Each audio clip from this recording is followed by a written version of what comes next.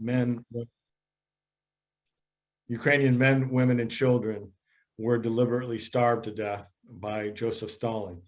A, to quash any sense of Ukrainian nationalism, and B, to force all Ukrainian farmers onto Soviet Union's collectivized farms. There were other tragedies suffered throughout the Soviet era, the Great Purges. Again, Ukraine suffered terribly. During World War II, Ukraine was occupied 100% by German forces. Russia, which has always made its role very prominent in what they call the Great Patriotic War, only had 10% of its territory occupied.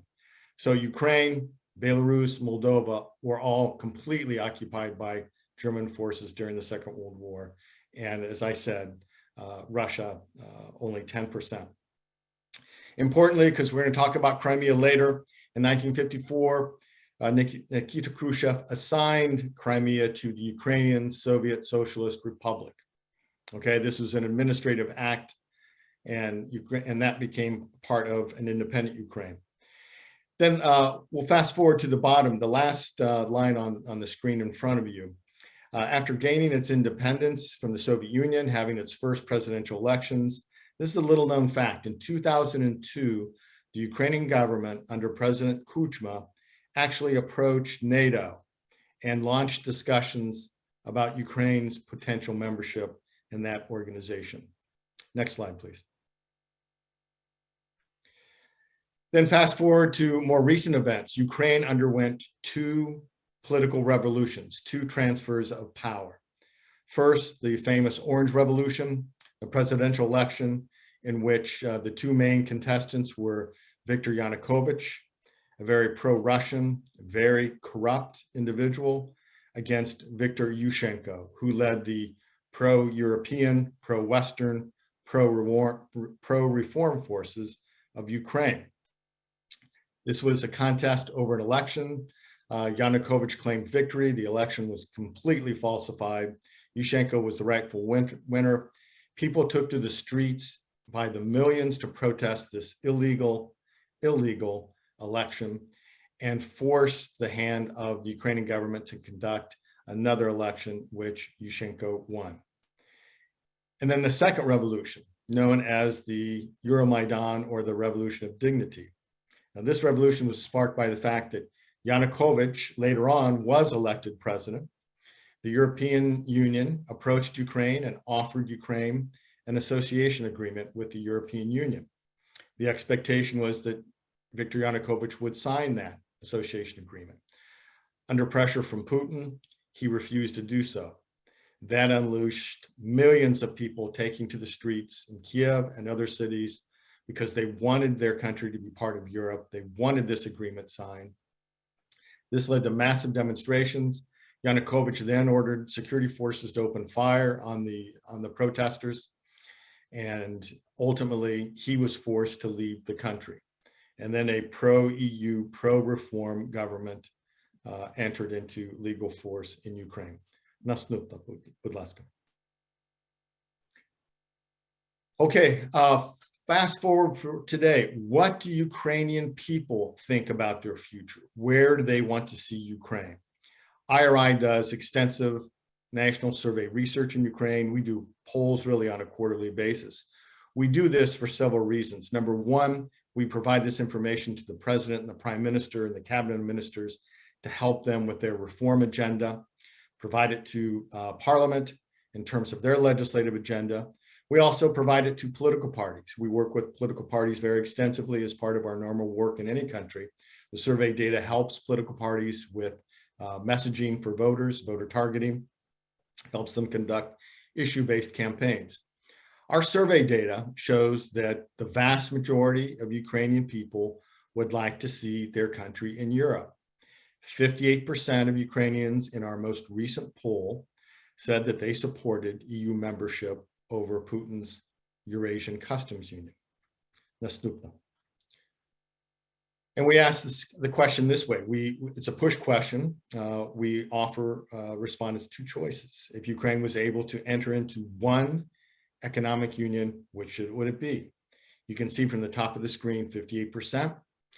But I'll note that we have been testing this question ever since the Revolution of Dignity in 2014. When we started out, if you see the bottom slide, only 36% supported EU membership, 43% were against. Every time we've done a survey, this number is elevated to the point where, again, you see 58% for EU membership, only 21% supporting membership in Putin's economic union, the remaining undecided. Next slide, please. NATO, also very important given current events. If a referendum was held today on Ukraine joining NATO, how would you vote? 54% would vote in favor of joining NATO, only 28% against. Again, look at the bottom screen. We tested this same question the same time. Only 34% were in favor at the outset, 43 against. So you see this gradual progression in public opinion. This is where the Ukrainian people want to see their country, part of Euro-Atlantic institutions. Наступна, будь ласка.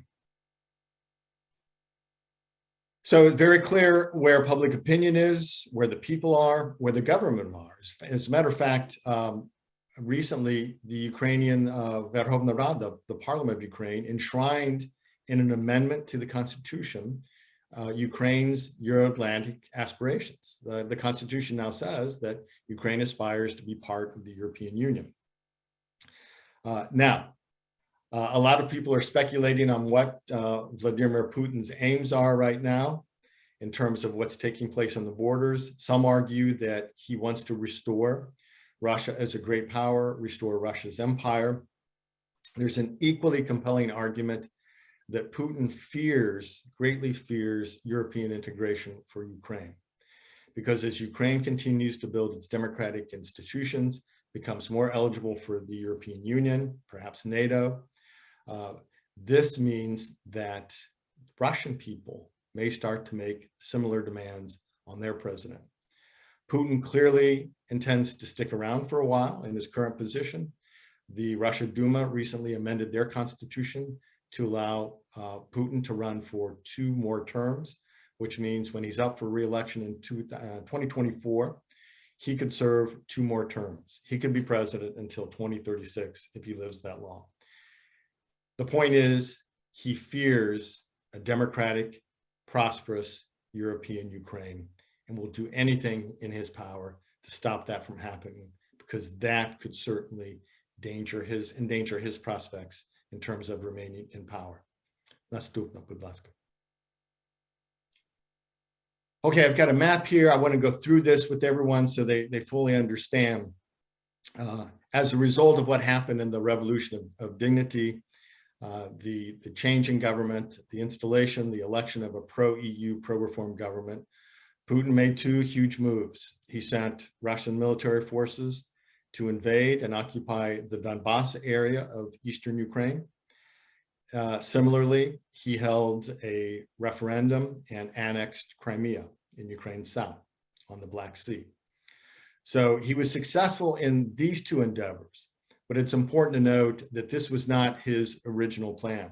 He had wanted to see Ukraine lose territory. He wanted to occupy more of eastern Ukraine.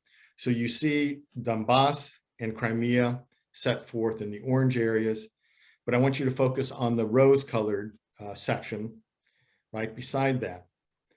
This is the area that Putin describes as Novaya Russia, New Russia. And his plan really was, if you look at the southern part of Ukraine, his plan was to continue to invade from the east along the southern border, hug the coast to the Sea of Azov and the Black Sea, take Ukraine's ports in Mariupol, Odessa, and also Kherson on the Black Sea. Then Russian forces would move northward, thrust northward towards Moldova. There's an area there, the self-declared autonomous Republic of Transnistria, which hosts the Russian 14th Army, which has been there for over 20 years to serve in a peacekeeping operation. So the goal is to link up with the Russian 14th Army on the Moldovan border, and then that encompasses that rose-colored territory on your map, which Putin calls New Ukraine. But he failed. He met more resistance militarily from the Ukrainian armed forces than he thought. He also thought that more Ukrainian people in eastern Ukraine would stand up and join this movement and rebel against their country, and they did not. The Ukrainian forces fought valiantly. Governors raised troops, and Ukraine became very hardened in their position towards Russia. And a surge of patriotism ensued. So Putin did wonders for building a very patriotic and nationalistic and proud state in Ukraine with this failed invasion. So what happened next is Putin frustrated by his failure? There are other factors about which we don't know. Next slide, please. All we know is that Putin has now amassed forces to the south from Crimea, the east and Donbass, and now the north in Belarus, where right now Russian and Belarusian armed forces are conducting joint exercises. He's massed forces on all three borders and is prepared for the possibility of a military invasion. In the meantime, he's engaged in cyber attacks against various ministry websites in the government of Ukraine and conducted misinformation, disinformation campaigns on social media in Ukraine. What's the result? The West has reacted then to demands that Putin has made that Ukraine could never be part of NATO, and in fact demand the withdrawal of NATO forces from current members such as Lithuania, Latvia, and Estonia. These are untenable demands. You've seen yesterday that the US and NATO responded. They didn't accept any of Russia's demands.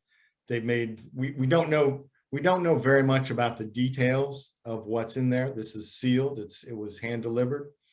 But Director Stoltenberg of NATO revealed today, and this is very heartening, that the NATO and US demands, the US and NATO responses actually contain counter demands to Russia's. So NATO and the US have now formally demanded, according to Stoltenberg, that Russia withdraw all of its armed forces from Ukraine, from Georgia, and from Moldova. So now the West is engaged in diplomacy with Russia. I'll express a couple personal views here. At the beginning of this exercise, I made the point in various TV interviews that diplomacy was important in this instance, but diplomacy could only be effective if backed by military force. There's an old saying that Russian and Ukrainian speakers all understand, and it goes like this: Ni slovom, a делом, which translates into not words, but deeds. Russia only understands action, deeds.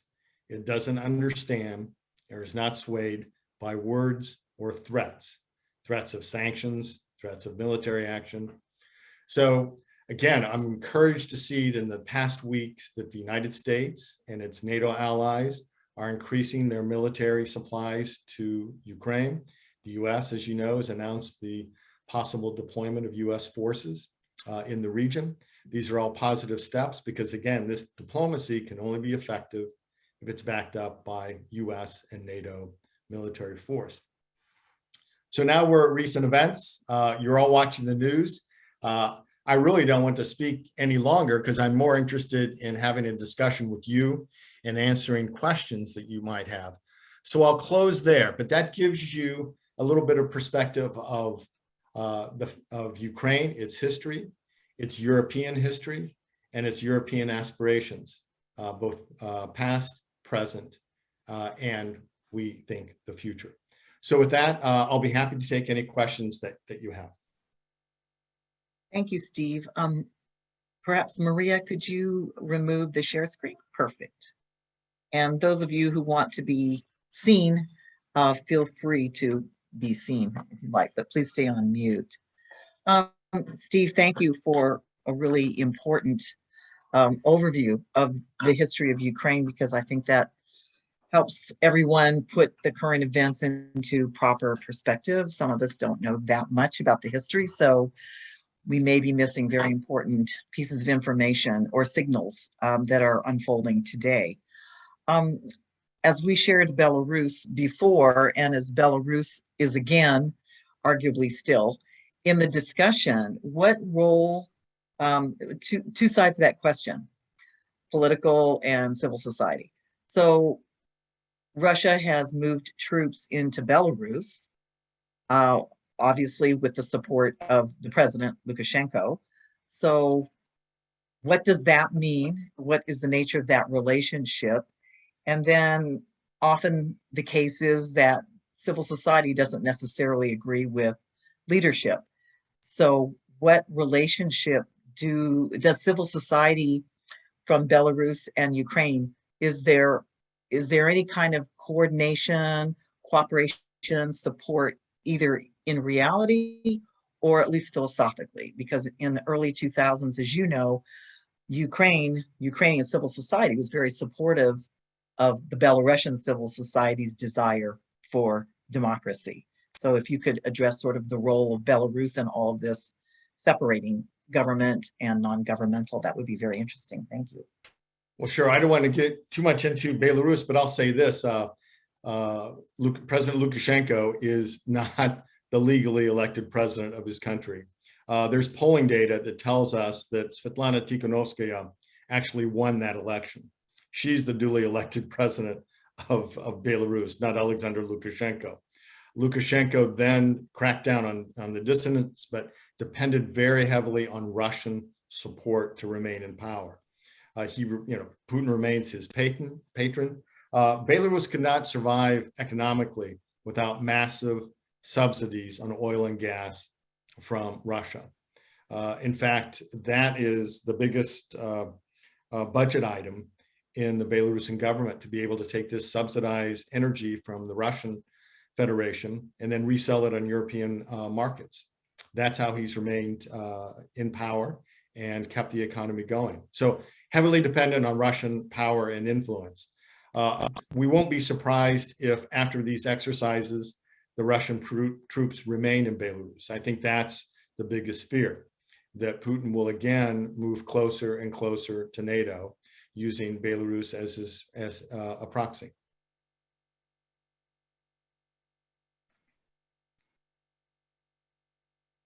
Who else has a question? Oh, no, I was curious then, what about civil society? Do the Oh, people sure. I'm of sorry. Belarus, Yeah. the people of Belarus have the same position as their leadership, the current people in power. There's a lot of coordination between the democratic forces of Belarus and civil society in Ukraine. In fact, a number of dissidents and opposition individuals and NGOs have fled Belarus and relocated in Kiev and operate from there. So there's a lot of mutually supporting efforts between Ukrainian and Belarusian civil society. I'm sorry, I forgot to address that question. Thank you. Okay, no problem, no problem. Thank you. Okay, so I'll move to some of the questions from our partnership out here.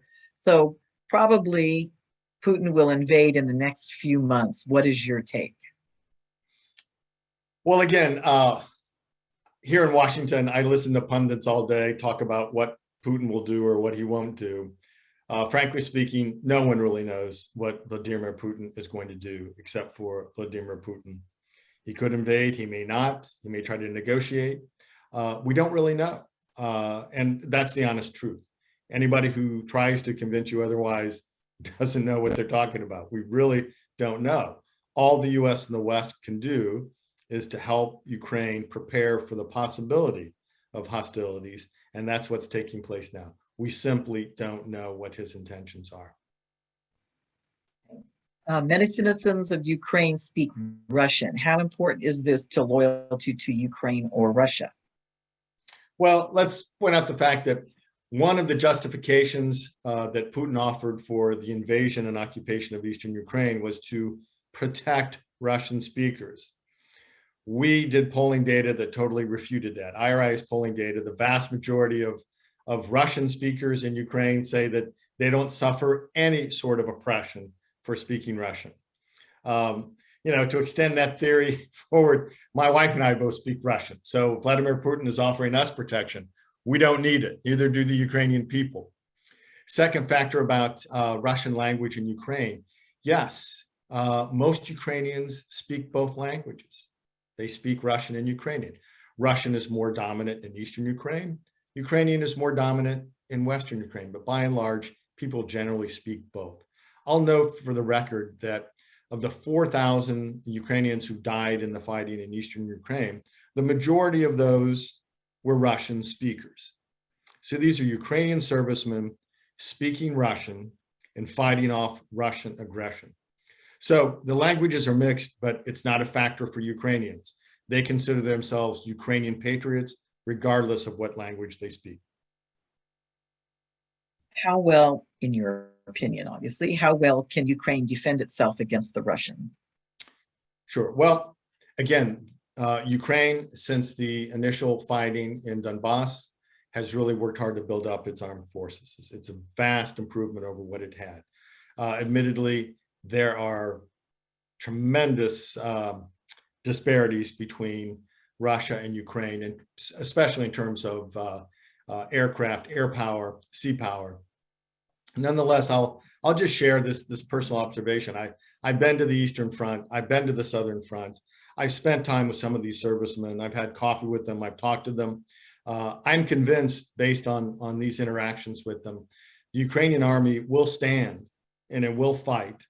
And many of these men and women will give up their lives for their country. And that's an important factor. Russia will face tremendous opposition and suffer tremendous casualties if they move on Ukraine.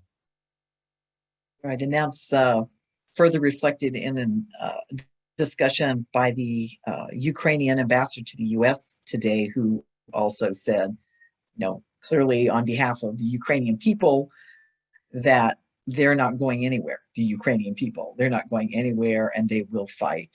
And in that regard, what do you think is the realistic role for the United States and European and perhaps other communities in supporting Ukraine? Sure.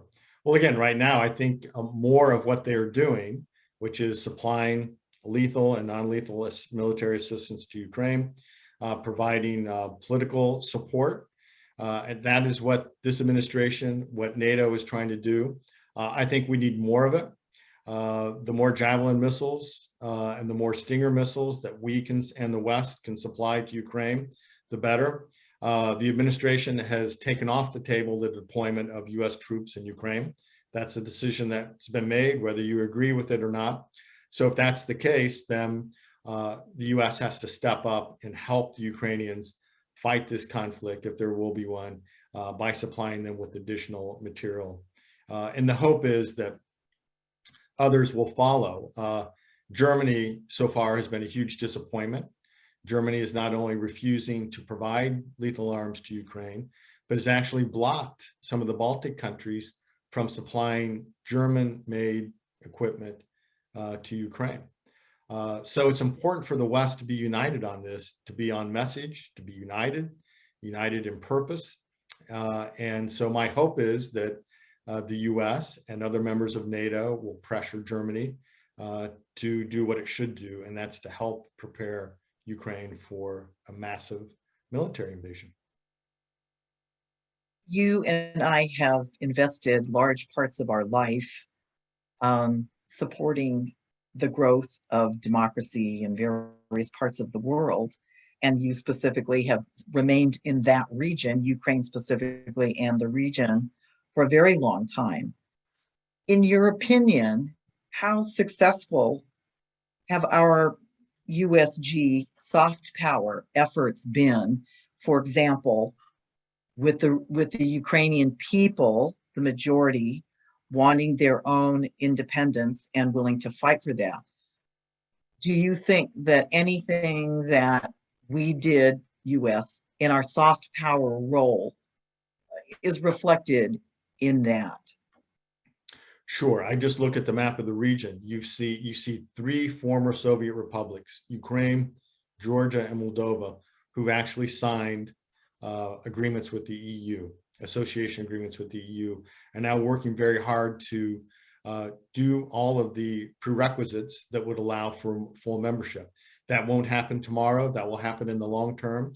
But again, I think that we at USAID, the State Department, US policy, has played a big role in those countries and in countries that haven't made it yet. In Belarus, for example, where you worked, Christine, I think we've made a lasting impression there. I noted the stolen election, the fact that Belarusians would organize and run a successful presidential campaign against another authoritarian leader like Lukashenko. Belarus has come leaps and bounds since you were serving in Minsk. But it's not just in these countries and other places. Even in Russia, we see a very determined opposition in the face of tremendous oppression. And I'll take the opportunity to say that we should continue this democratic assistance to places like Ukraine, Georgia, Moldova, Central Asia, the Caucasus. But I would make the argument, as I did in Congress today, that the US government should also be funding the democratic opposition in Russia. The theory is that if Vladimir Putin has to contend with domestic politics, contend with political actors at home, he will have less time for foreign adventurism, such as he's undertaking right now against Ukraine and has undertaken against Georgia. So help and assist the Russian opposition in its efforts to undergo a democratic transition in that country as well. Thank you. Thank you for that clarity. Another question. One speculation is that Putin would not invade while the Olympics are ongoing. What do you think?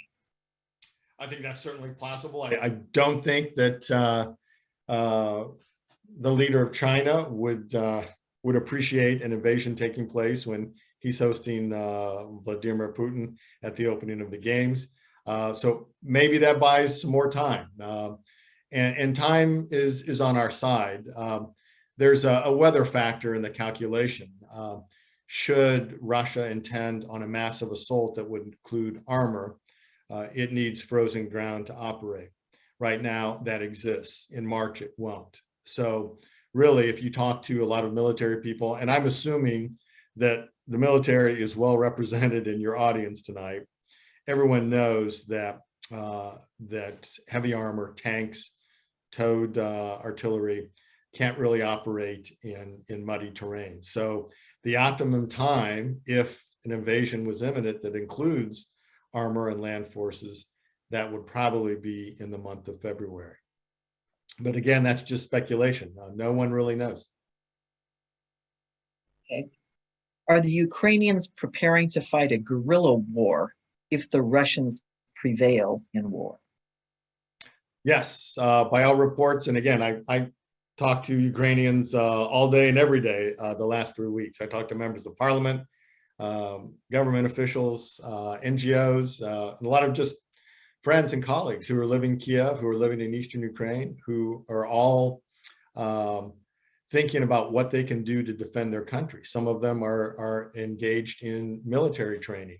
You saw the footage in Ukraine, but also in other large cities in parks that citizens were receiving training on how to defend themselves. So I think you'll see a lot of that. Ukrainians will, if they are occupied, Ukrainians will resist. This will be a long, bloody conflict. And I think Vladimir Putin will suffer tremendously if he does occupy parts of Ukraine. So many reasons that I hope that doesn't happen. It's hard to believe it's a possibility. Another question. Do you think an agreement could be made to recognize Crimea as part of Russia in exchange for Russia agreeing to Ukraine joining NATO and EU? Again, it's hard to speculate on that. The official position of the United States, all of Europe, is not to recognize the annexation of Crimea. That's the policy, that's the position. I don't see that changing. I've heard some people argue that perhaps this might be a negotiation tactic that might ensure peace and avoid conflict. I just don't see that happening. certainly that is something that Putin would be interested in. He wants recognition of his annexation, and considers Crimea very much to be part of Russia that should never have been part of Ukraine. But we'll see. I don't foresee that as a possibility, a probability, I should say, but anything is possible in the negotiation stage. And somewhat related to that, we hear nothing about Crimea. What is the situation there? Well, it's another horrible example of what Russian occupation means. Many Crimean Tatars have fled. Crimeans are being arrested. Ukrainian nationals have fled. Citizens on the Crimean Peninsula are being forced to take Russian passports. There are arrests, there are beatings, people are being terrorized if they oppose Russia in any way. So it's really a forced Russification of the Crimean Peninsula.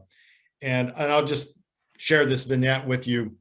You all saw the numbers that were reported out at the referendum, where I think 88% allegedly voted for the annexation.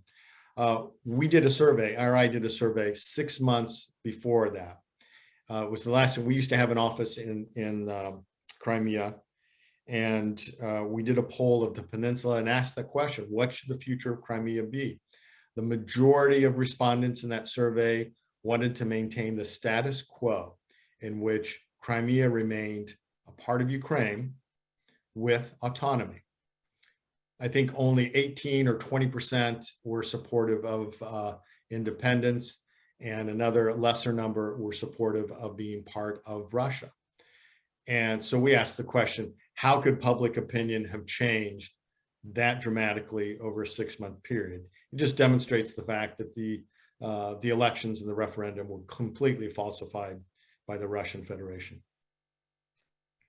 Which then touches upon the role of media and the control of media, the access to true information versus mis or disinformation. So what is the status of media and media control in Ukraine now? Well, again, Ukrainian media is thriving. A number of TV outlets, independent outlets.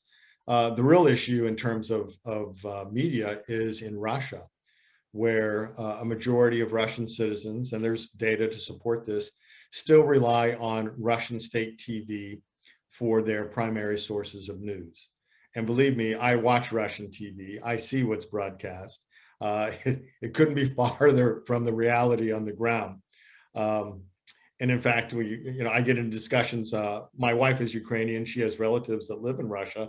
They watch Russian TV, and it's amazing the things that they take away. I mean, right now, in light of this Russian threat against Ukraine, Russian viewers are being told that NATO and the United States are taking aggressive steps to threaten and possibly invade Russia. I mean, it's really reversing the facts completely. That's what Russian citizens see day after day after day. I'll cite to some polling data that I saw, where we asked people in Donbass who shot down the Malaysian Airlines airliner. I think you all know about that tragic incident, a commercial airliner that was shot down in the Donbass area. We asked the question, who do you think shot the airliner down? A majority of people in Russia said that the United States shot that airliner down. Another lesser percentage said the Ukrainian government. Only 10% admitted that Russian forces may have shot it down, which is in fact what happened. That gives you some sense of what Russians are fed on a daily basis in terms of their news media. And in Ukraine, I assume your answer was that that there is enough media that is truthful. So the average Ukrainian citizen easily has access to information and news that reflects the truth. I would say that yes, previously there was a challenge because oligarchs had owned a number of the TV stations. And again, there was bias in the reporting. Ukraine is advancing rapidly in the TV and media realm. The fact of the matter is our polling data indicates that more and more people are relying less on TV and more on the internet for their news. That's the case. The majority of Ukrainians rely on the internet now. That's the case in places like Georgia and Moldova as well. This is a real trend in other countries other than Russia, but even Russia, the trend is away, particularly among young people, from state TV to the internet where people receive their news. And that's a positive trend. So yes, in Ukraine, TV is improving, but the fact is many people get their news from the internet. Are there any countries supporting Russia? Well, certainly and obviously, and the answer, of course, would be, and if so, which ones? So, Belarus is supportive because it has to. The other former republics have been quiet. You don't hear much from Armenia, from the Central Asian countries, again, because of Russian influence there. No one wants to be seen as opposing Russia. There's a lot of fear amongst all of these countries. So, and they're watching very closely to see what happens in Ukraine. Because I will point to another fact. The recent political unrest in Kazakhstan triggered the deployment of troops from Russia, from Belarus, and several Central Asian countries that are part of the Collective Security Treaty Organization. It was set up by Russia years ago as a counter to NATO. This is a military alliance that is designed to respond to external threats to its members. For the first time, CSTO troops were deployed to a country in a domestic situation. Everyone is watching that because members of the Russian Duma are now saying that Russia will commit these troops in any part of their area of influence, let's say, if they see domestic issues and color revolutions such as happened in the Orange Revolution in Ukraine, the Rose Revolution in Georgia, the Velvet Revolution in Moldova, and others.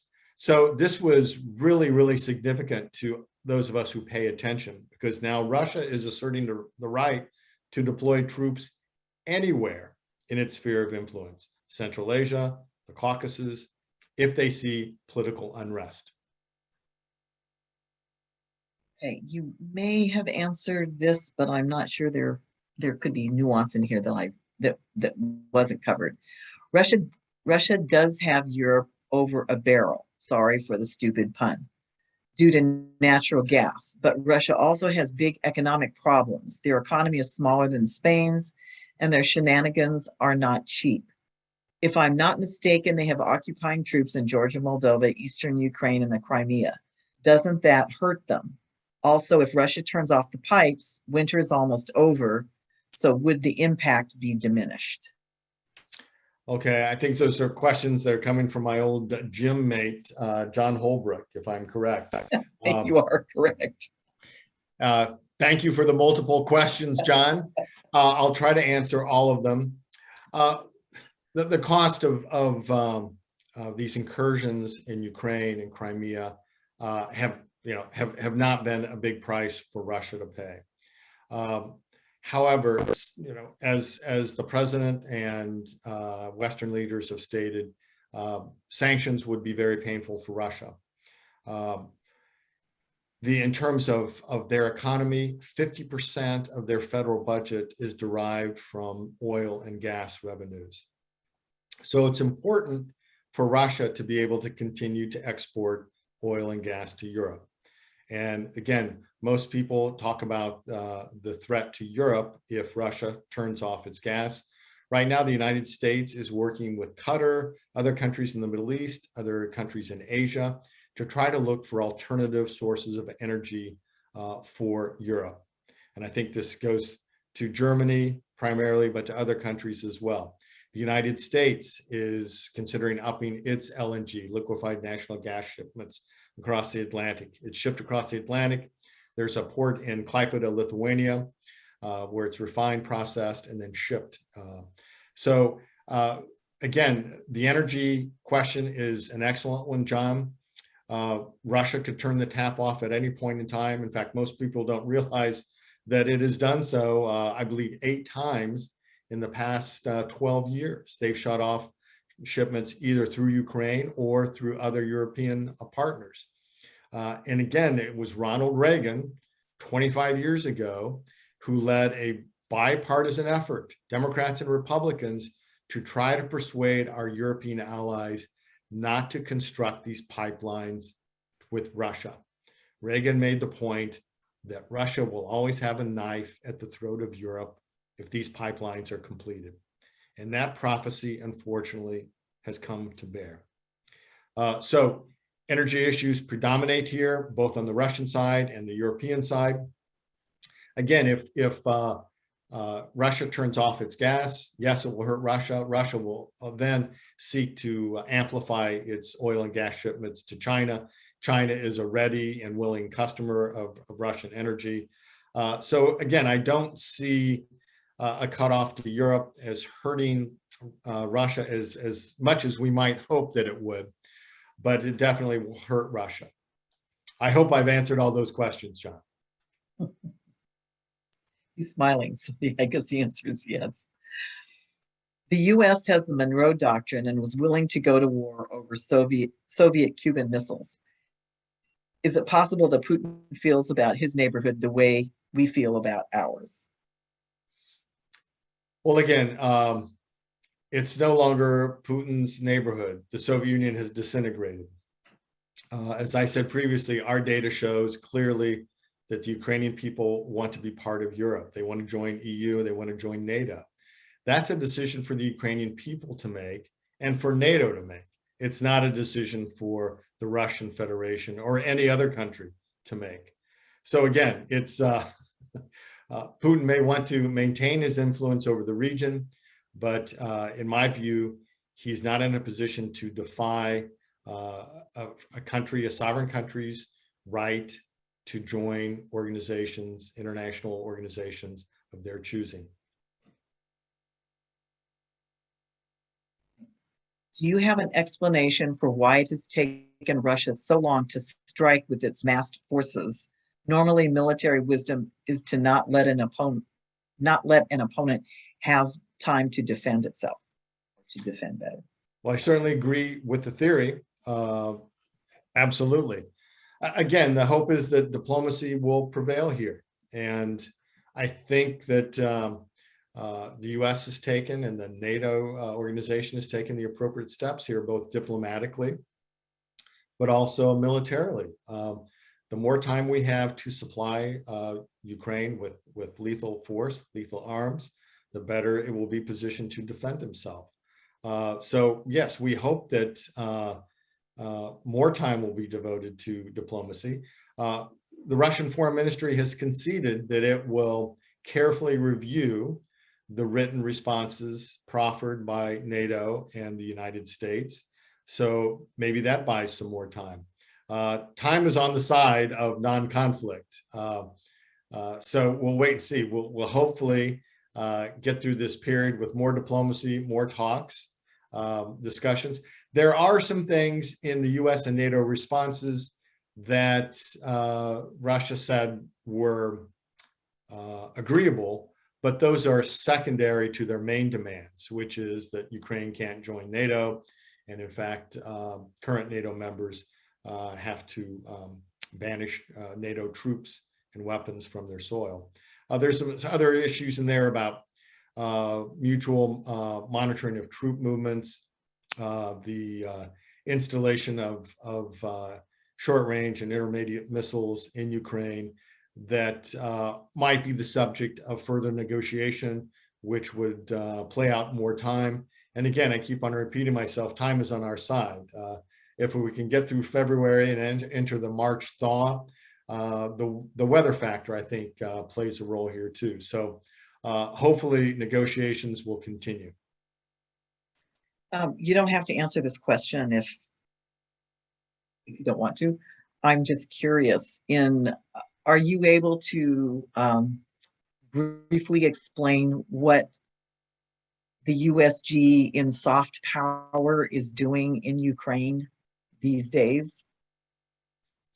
Well, in terms of soft power, the United States has had a clear policy of supporting the building of democratic institutions in Ukraine to make it more eligible, more amenable to EU and NATO membership. And that's an important role that soft power plays. And we're continuing to do that. Yes, Ukraine is my largest program in the former Soviet space. And I think that's true of a lot of organizations. The US has heavily invested in Ukraine and its people and its future. And again, it's not just the democracy and the soft power assistance. It's not just the military assistance, it's economic assistance. So no, we have been a major funder, as the EU has, because it's offered an association agreement to Ukraine. So no, the West is continuing to assist Ukraine in many, many ways that will help it build its democratic institutions, make it more agreeable or pliable or amenable to EU membership and possibly NATO membership. So yes, this soft power plays a big role in Ukraine's Europeanization. Is Putin unable to control what the Russian citizens are able to access as China does? I'm guessing this might be media, but I'm not sure. Well, that was really one of the first things that Vladimir Putin did when he first came into power. He went after media first and took total control of both state and privately owned media, primarily TV. Then he went after civil society. Then he went after opposition political parties. So yes, the Russian state dominates TV and in fact all media. The opposition there in Russia has worked very hard to set up portals, social media platforms to transmit their messages. The Russian government has continued to shut those down by various means. They declared Navalny's organization a terrorist extremist organization, which gave them the legal pretext to shut down every office that Navalny's movement had, and make it much more difficult for the democratic forces of Russia, which doesn't have access to TV, to transmit their messages over the internet. So yes, control over the media, both traditional TV and social media, is almost complete in Russia. Complete dominance by the Russians. How would you compare that to China? Do you say they're both highly successful and a insignificant control?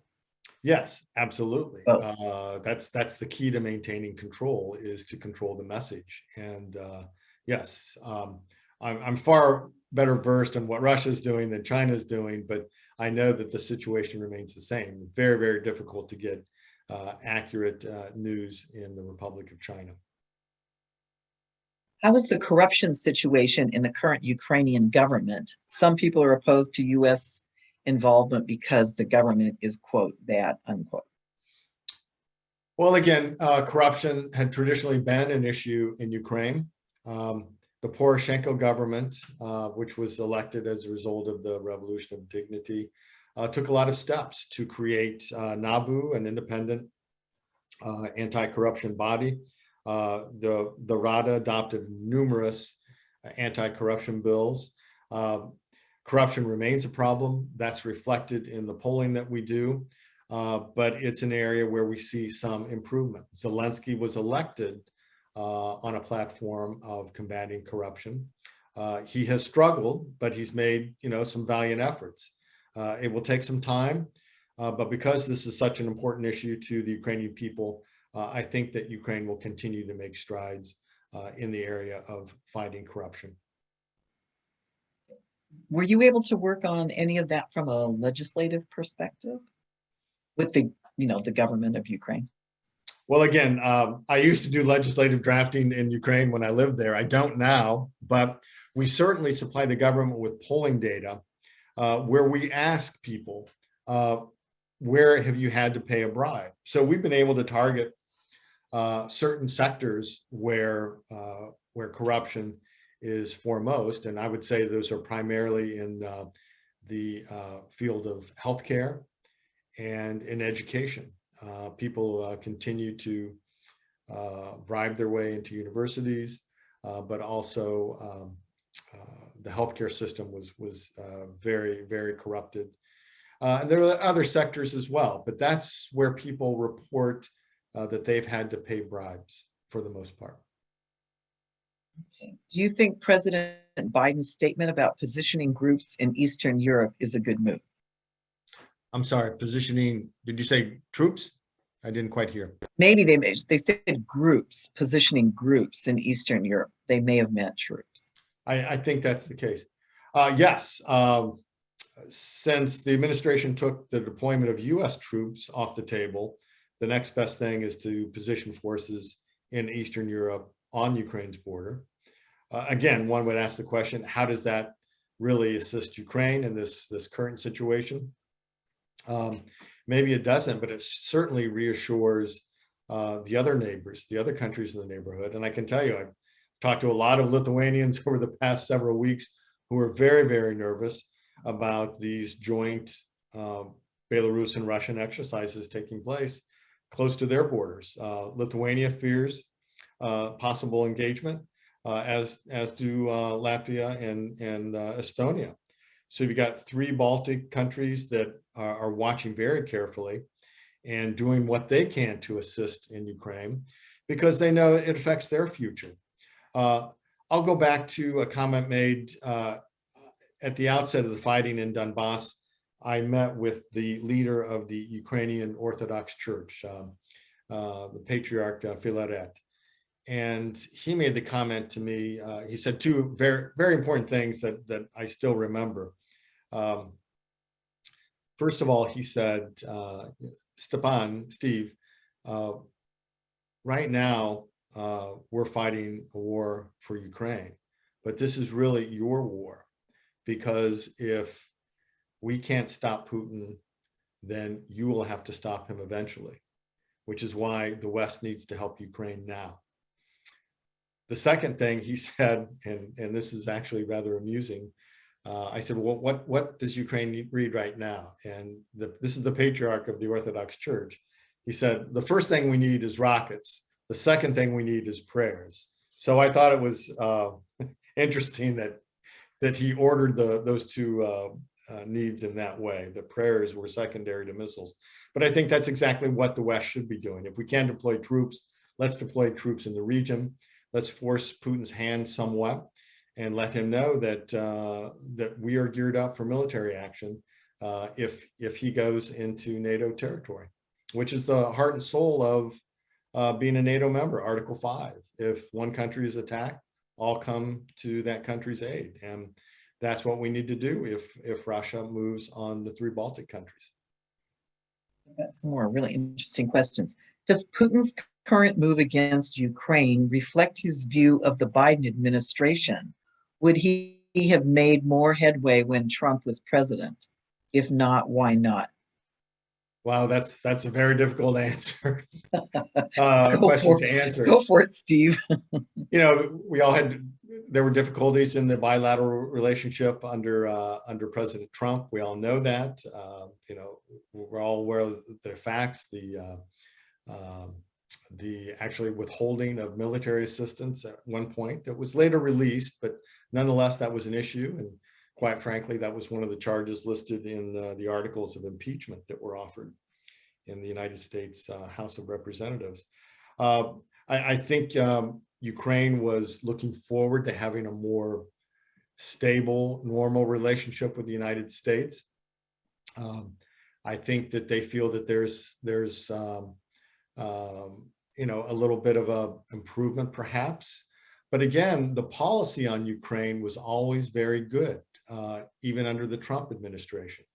But again, I don't see a lot of difference between Democratic and Republican administrations when it comes to the actual policy on Ukraine.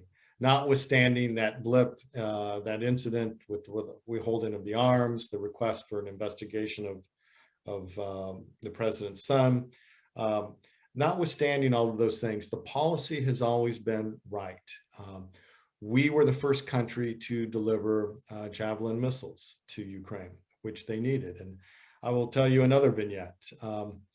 I actually brought the list of weapons that the Ukrainian government was requesting in 2015 when the fighting was at its height.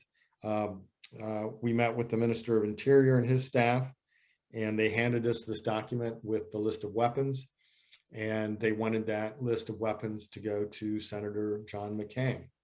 So we brought it back, we translated it. John McCain went to work. John McCain promised. He traveled to the front lines in Mariupol on the Donbass front, promised a group of Marines that were assembled there that he would get them Javelin missiles. He made good on that promise. He made sure that Ukraine had those, which was very, very important at the time. Now they're getting more Javelins. They're getting Stinger anti-aircraft missiles, which also be very important because of the presumed vast superiority in Russian air power. If there is a conflict. So again, the Trump administration provided weapons, the Biden administration is providing weapons. So I don't see a lot of light between, I don't see a lot of partisanship. I see bipartisan support for Ukraine's independence and sovereignty, and that will continue.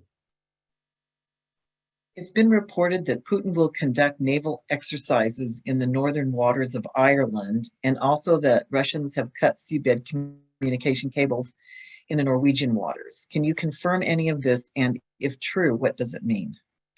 Can't confirm the cable cutting, but can confirm that Russia does plan exercises off the coast of Ireland. The Republic of Ireland government has objected strongly. I don't believe Russia will listen or respond to any of those complaints.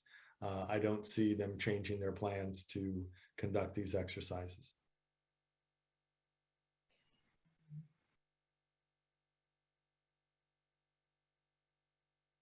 What can Ukraine do to get back Crimea? I'm sorry, what can Ukraine do? To get Crimea back?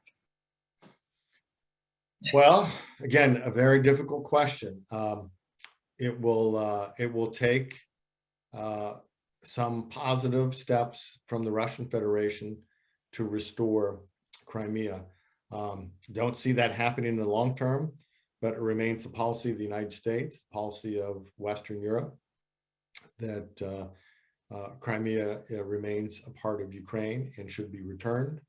I don't know what it would take, a change of leadership in Russia, a democratic transition in Russia, a new government that might recognize that Crimea should be returned to Ukraine.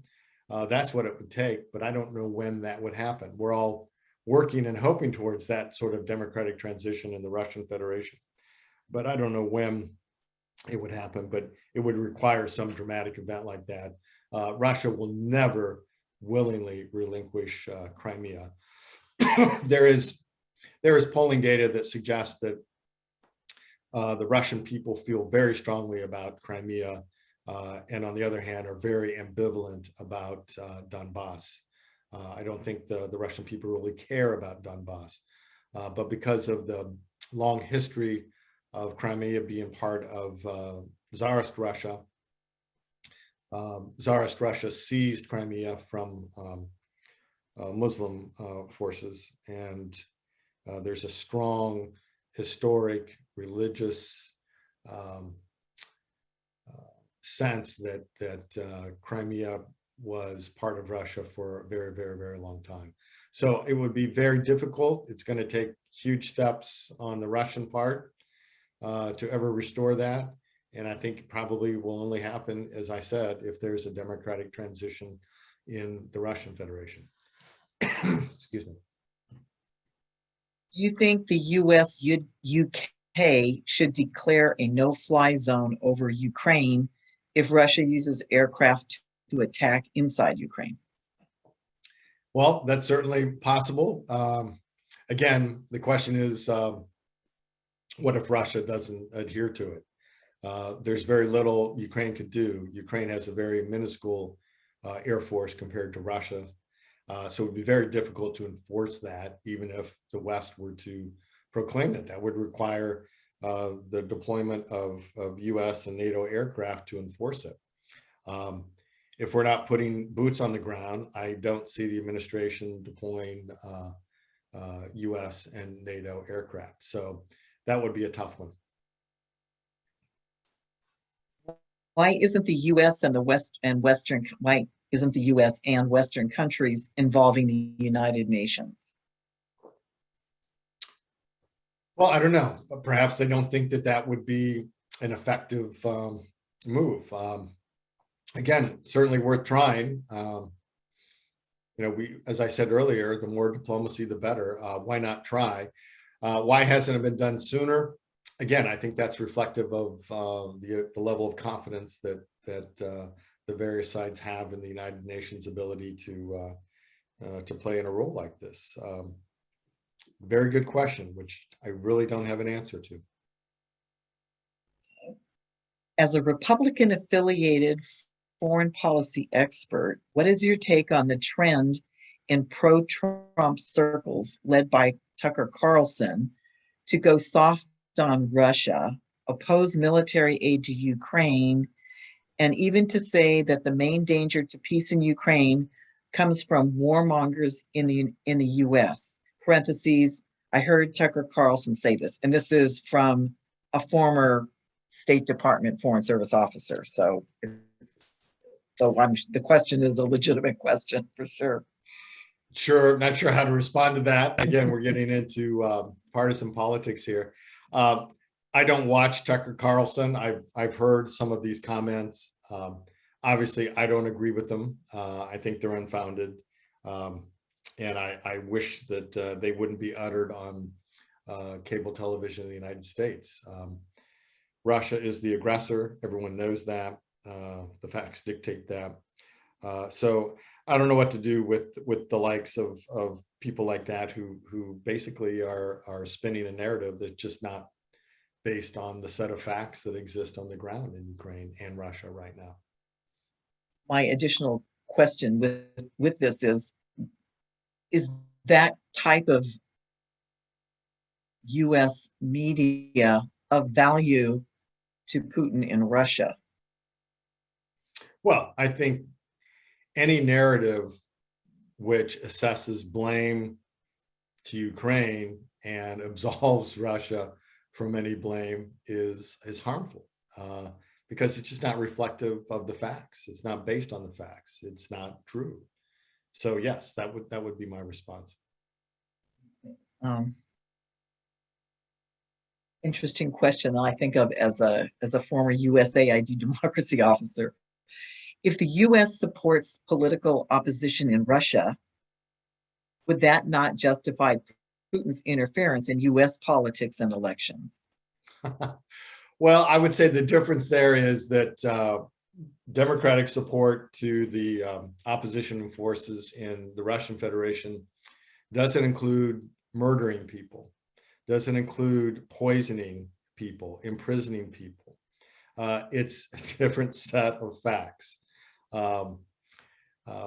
Again, democratic efforts in the Russian Federation are aimed at trying to open up some space so that people have the right to express their opinion. In the United States, we have that. So no, I just don't. There's no link here at all. And people have said this before. Aren't we interfering with their elections? No, we're just trying to help the opposition have a voice, to allow Russian citizens to have political choice, which they just don't have right now. So no, what we do is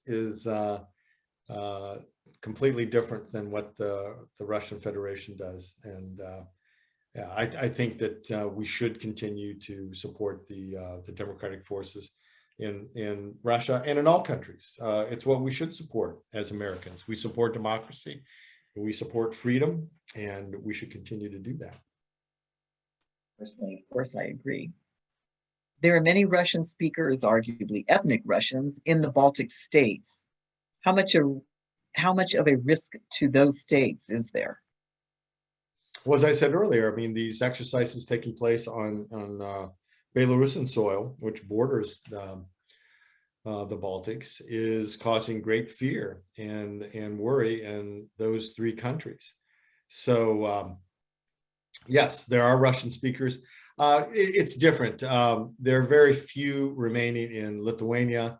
Riga, Latvia, the capital, I think almost 40% of the citizens there not only speak Russian, but are ethnic Russians. So yeah, the population in Latvia is much larger. Estonia kind of in the middle. But yes, there are ethnic Russians and certainly a lot of Russian speakers in some areas of the Baltics. Again, is that part of the Russian equation in terms of a threat? I think everybody is worried about being occupied by Russia.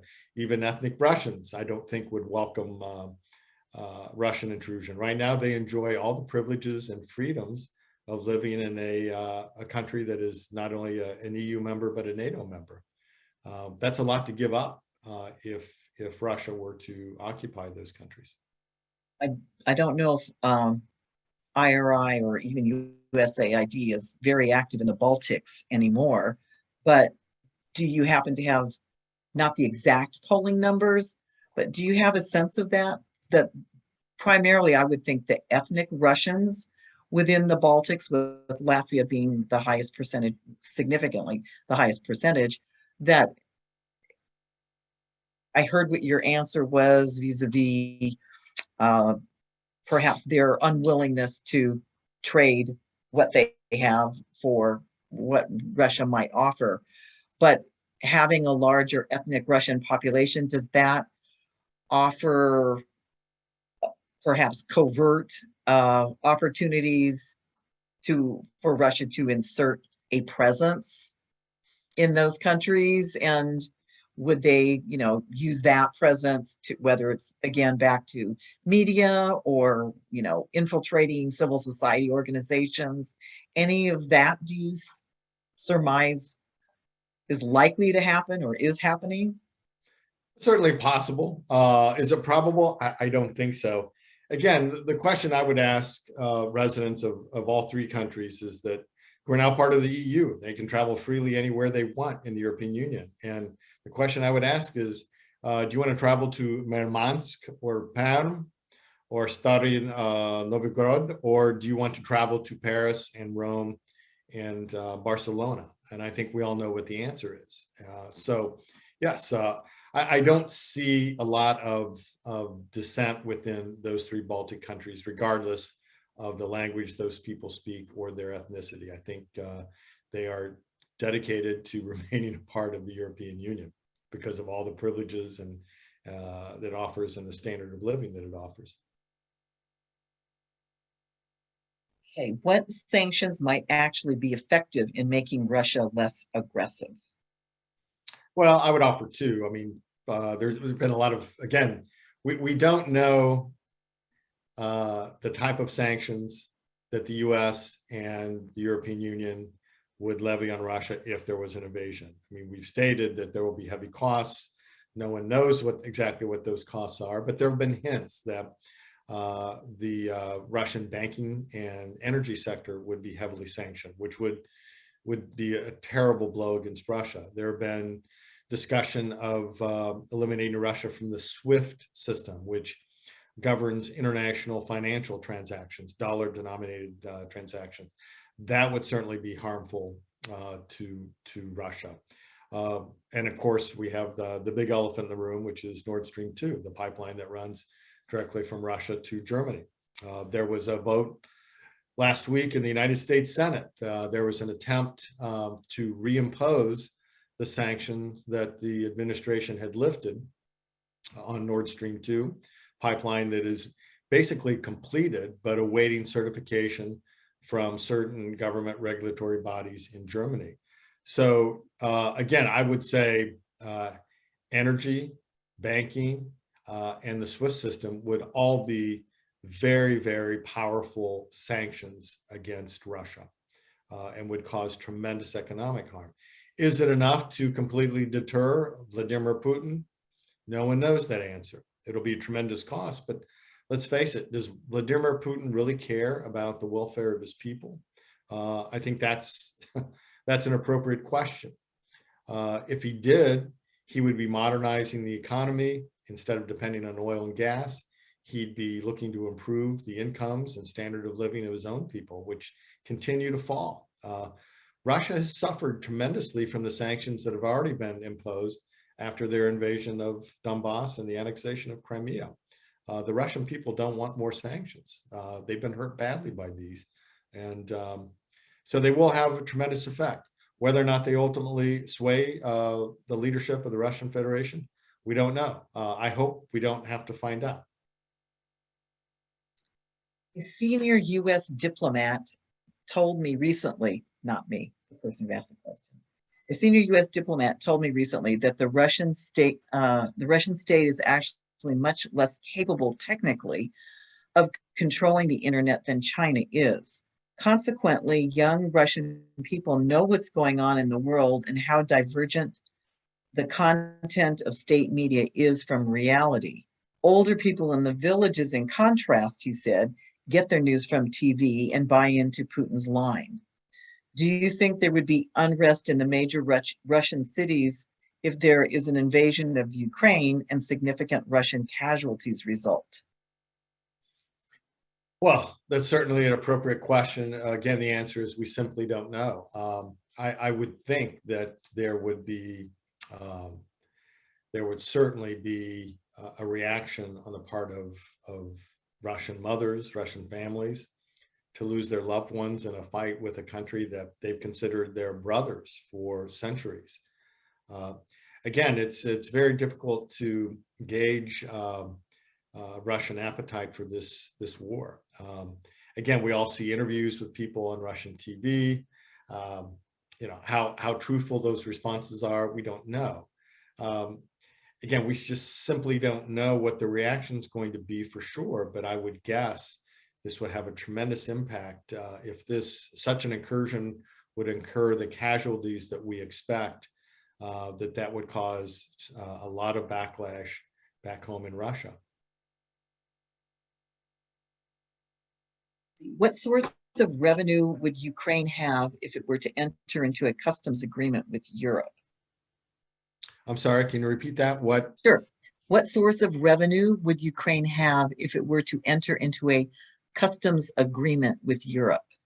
Sure. Well, if European markets in the area of grain, for example, Ukraine could be a major exporter of grain to Western Europe. Right now, its exports are limited. Again, Ukraine has this reputation of having the Black Earth and being the breadbasket of Europe for many, many centuries. It fed the Soviet Union in many respects because of its agricultural richness and prowess. So agricultural markets writ large would be very beneficial to Ukraine if all of those markets in the European Union were open to them. Ukraine would thrive economically if it had a completely open trade agreement. That's why membership in the European Union would be so critical for Ukraine to achieve economically, because it would have access to European markets, and it has a very ready and capable agricultural sector and also a metallurgical sector, aerospace sectors. Again, if all these markets were open to Ukrainian products, Ukraine would thrive tremendously as an economy. What did Nikita Khrushchev give Crimea? Why did Nikita Khrushchev give Crimea to Ukraine? Sure. The short answer to that is Crimea had always been supplied both water and electricity from Ukraine, from the Ukraine Socialist Republic of the Soviet Union, and even before that, under Tsarist Russia. That was their source of electrical and water supplies. And it just made sense administratively to Khrushchev that these two regions were connected, and it made a lot of logical sense in terms of administrative ease. Again, as I said, water and electricity supplies. And so he made the decision to make Crimea part of the Ukrainian Soviet Socialist Republic. I will note that since the invasion of Donbass, Ukraine cut off electricity and water to Crimea. Crimea is starved for water sources, and it's very interesting. When I visited the border with Russian-occupied Crimea, you drive through the city of Kherson, and you see that the Soviet Union installed this vast system of canals and reservoirs to irrigate farmland, but also supply water to Crimea. And again, this water was cut off. I actually walked to the point where Ukraine had cut off its water supply. So you see this huge reservoir full of water, and you look on the other side, and it's completely dry. This has hurt Crimea, and this has forced Russia to supply Crimea with both entities, with both water and electricity at some tremendous cost to the Russian Federation. So again, this was something that was easy for Khrushchev to do. And that's why Ukraine ended up with Crimea and its independence. Now, Russia still maintained its Black Sea Fleet in Sevastopol.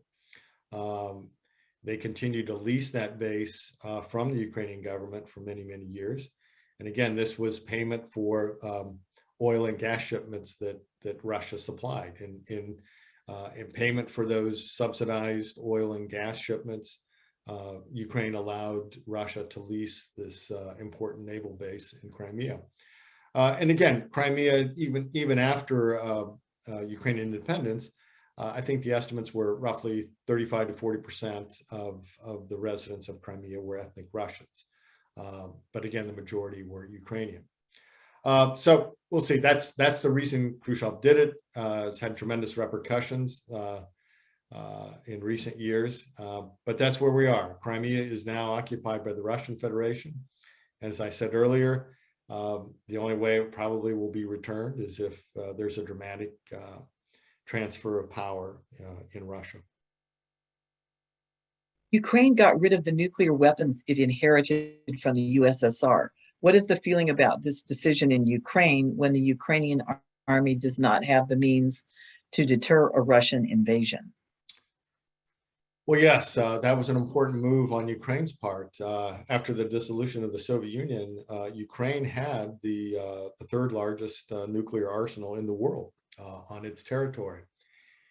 In return for both financial assistance from the West and for military guarantees offered by the United States, the UK, and other Western European countries, and Russia, that its borders would be respected and its sovereignty be respected. That was the famous Budapest Memorandum. Yes, that's Ukraine gave up its nuclear arsenal, and I talked to a lot of Ukrainians today that feel that that was a fatal error, that if Ukraine would have maintained its nuclear force, that Russia could have been more easily deterred. But again, it is what it is. Ukraine made that decision. I think in some circles there's regret that that decision was made. And I certainly don't blame the Ukrainians for feeling that way. Is there a generational aspect to the Ukrainian position on that? I mean, is it the older people who lived in a different and were brought up in a different Ukraine? Oh, you know, it's hard to say. We don't have any survey data on that, Christine. It would be difficult to speculate whether there's a demographic difference between old and younger people. The people that I talk to are people in government or in parliament who feel that way. So yeah, I don't have any data that would justify any difference between older and younger citizens on that issue. Okay, we're close to wrapping up, but this is an interesting question that I guess is current right now. What sanctions could be imposed on Putin personally that have not been imposed before? And what personal sanctions are now in effect? And what are they accomplishing? Well, again, there are two types of sanctions. There are sectoral sanctions, industry sanctions, and there are personal sanctions. We've Right. done both. This is about Putin personally. Mhm. Well, I think the questioner is referring to a comment that President Biden made when asked if the U.S. would consider sanctioning Putin personally. And the president's response is that, yes, he would consider that. What are the ramifications of that? Again, if we were to sanction Putin personally, we could have no business dealings with him, no diplomatic dealings with him. We would freeze any assets that he would have in the United States. And if our Western partners sanctioned him, they could freeze any assets that he has in Europe. And we assess that his holdings in Europe are quite substantial. So this would certainly hurt him from an economic standpoint. Now, he's hidden a lot of his assets with his cronies and his inner circle. A lot of properties are owned in other people's names, but are owned by Vladimir Putin. So yes, personal sanctions would certainly hurt Putin economically, personally, but it would also mean that he could never travel to any of the countries that sanction him. No one could have any official diplomatic discussions with him. So it remains to be seen. Is that the most effective tool? Some would argue, yes, that we have to sanction Putin personally. David Kramer and other Ukraine thinkers think that we should have sanctioned Vladimir Putin personally a long time ago, right after the invasion of Donbass and the annexation of Crimea. So yeah, there are arguments to both sides. Others might argue it's like, well, how can we possibly conduct diplomacy with the Russian Federation if we cannot talk with its president? We're forbidden by sanctions to do so. Again, that's certainly a cogent and understandable argument. So, would it hurt him? The answer is definitely yes. Will it happen? We don't know. We'll wait and see. But our president, has certainly opened the door to that possibility. Okay, well, I think that wraps it up for this evening. I know it's a bit late for you, so we really appreciate both you and Maria coming on board from the East Coast and responding to so many questions. I think that was invaluable. I think we've all been following the events in Ukraine, but there's so many of these other answers that we don't have the opportunity to ask somebody who really knows. So thank you for being available for that. On behalf of SDWAC, again, thank you to Steve Nix, to Maria, to the International Republican Institute. Thanks for what you all do. Really appreciate it. Well, Christine, thank you for this opportunity. This is great. The number of questions, I think, really demonstrates the great interest that people have in the subject. And I find that gratifying that people are so interested in Ukraine and the situation that we face right now. So let's see what happens. We'll hope for the best, but certainly this has been a great honor and pleasure for me to interact, Christine, with you and the members of your organization. And I hope that we can do this again at some point in time.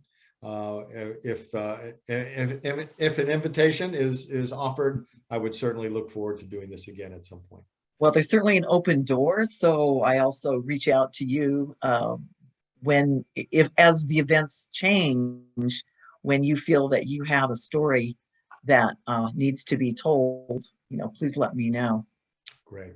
Again, thank you so much, Christine. Thank you for this opportunity. Thank you. Thank you to you. Thanks again, Maria. And thank you to all of our SDWAC members. If you're not a SDWAC member, please join us. Have a good evening, and may God bless Ukraine.